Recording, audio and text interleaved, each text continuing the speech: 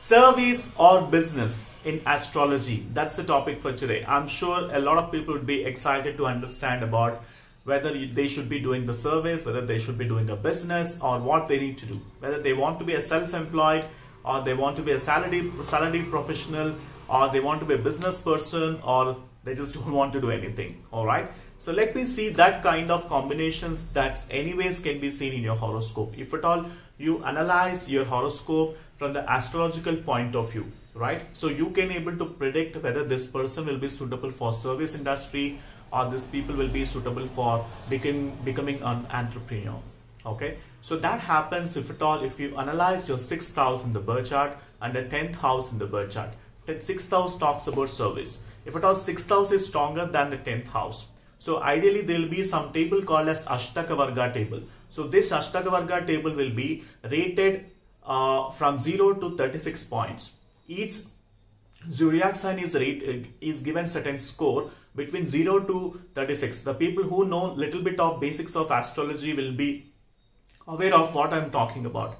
So if at all your 6th house is getting 32 points, and if at all 10th house is getting 27 points, that means 6th house is more stronger than the 10th house. So during that point of time, like you will be suitable more for the service industry. You'll be more satisfied and you'll be passionate to work in the service industry. And your soul is anyways longing to become a service professional. You'll be very comfortable doing the service to the people, right? So similar way, if at all on the vice versa, let's say your 10th house having 32 points and your 6th house having 27 points. So obviously you'll be more suitable for business, right? And of course for business we have to check the 7th house also, because 7th house talks about partnerships. 7th house talks about legal contracts and all that. So 7th house also talks about others, right? When 1st house talks about self, then the opposite house has to be others, right? So for service or a business, you have to analyze the 6th house, 7th house and the 10th house. 10th house of course talks about social status. It is basically a karma house. Karma as per astrology is nothing but doing certain action. So you will be doing certain action for your livelihood, for your bread and butter, right? So that's how you'll be making a money out of by doing some service or a business. So that can be seen in astrology depending upon the planetary placement. Okay.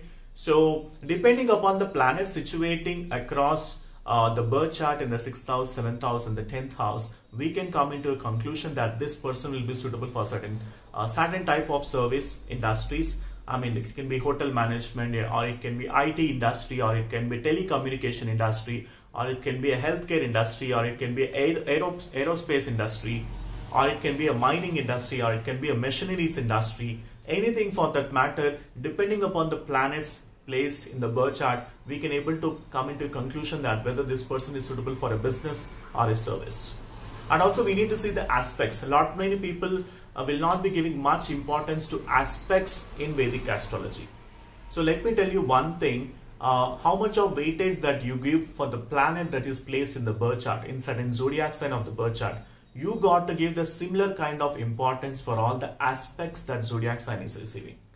This is what the thing many people will be missing. They'll be just considering the planets that is placed in the zodiac sign and they'll be worrying about it. Let's say you have Rahu in the 6th house. Rahu in the 6th house of course is good.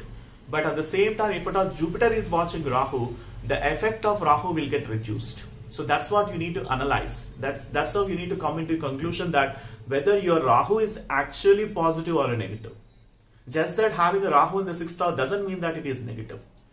Just that your Jupiter is debilitated doesn't mean that it is super negative. Of course, Jupiter being if at all you want me to talk about a little bit of Jupiter, Jupiter is the planet of expansion, Jupiter is the planet of optimism, Jupiter is the planet of development, wisdom, knowledge, wealth, okay, righteousness, discipline. This all comes under planet Jupiter. If at all that is placed in the Capricorn zodiac sign, that is considered as debilitated. That means it will start giving the negative results. But being a benefic planet, Jupiter never give any kind of negative results. But at the same time, if Venus is watching Jupiter, that negativity, that malefic effect that whichever you are assuming, that will get reduced as well. If at all benefic planets like Jupiter or Venus is watching any kind of malefic planet, it can be Venus, it can be Mars, it can be Saturn, it can be Sun, it can be Rahu, it can be Ketu. If Jupiter or Venus is watching those planets, the negativity will get reduced. This is the main point that you need to remember for any kind of birth chart, predictions, right? So this is where people go wrong actually. This is where I've seen very famous astrologers are doing wrong in their prediction. So you need to identify that. All right. So to conclude, 6th house, 7th house and the 10th house basically talks about service and business. Mainly for 10th house, you need to see what kind of career this person will be taking up. And of course, if you ask me from the planetary perspective, Saturn is the Karaka for career. Saturn will determine to you whether this person, and also you need to see the planetary strength of Saturn and Mercury. Mercury represents business. Saturn represents service, working under somebody or employed under certain organization, right? So that can be seen from the Saturn perspective, and from the Mercury perspective, you'll see it from the business point of view. So you need to analyze the planetary strength also. If you watch the Ashtaka Varga table that I'll be providing it to you in your consultations, you will know what I'm talking about. In that, I'll be providing you the planetary strength as well. I'll be giving the score for each planet in your birth chart. So with that, you can able to understand which planet is weaker, which planet is stronger. Alright. So that's it for today. Thank you so much for watching this video. If at all you need my astrological consultations, the link is mentioned in the description section.